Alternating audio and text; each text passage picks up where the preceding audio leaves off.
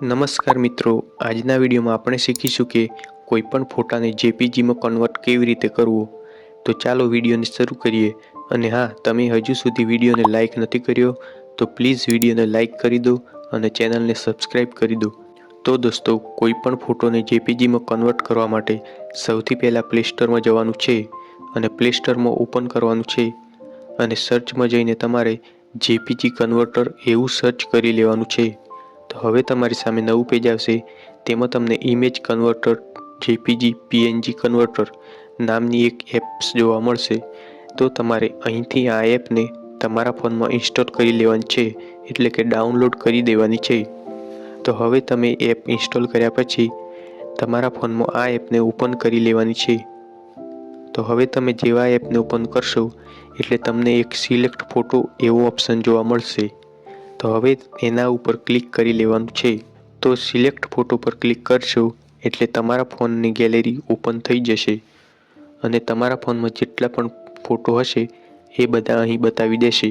તો હવે તમે જે પણ ફોટોને જેપીજીમાં કન્વર્ટ કરવા માંગો છો તે ફોટાને અહીંથી સિલેક્ટ કરી દેવાનો છે।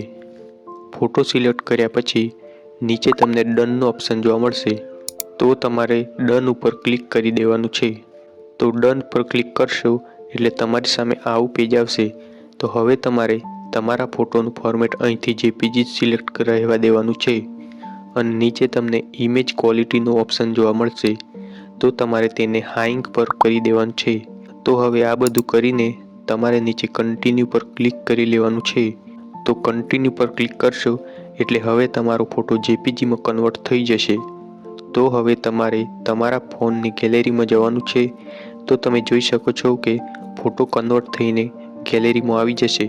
તો હવે અહીંયા 3 ટપકાવાળા આઇકન પર ક્લિક કરશો અને ડિટેલ પર ક્લિક કરશો એટલે તમને અહીંયા જોવા મળશે કે ફોટો હવે જેપીજીમાં કન્વર્ટ થઈ ગયો છે અને ગેલેરીમાં સેવ થઈ ગયો છે। તો મિત્રો, આવી રીતે તમે કોઈ પણ ફોટોને જેપીજીમાં કન્વર્ટ કરી શકો છો।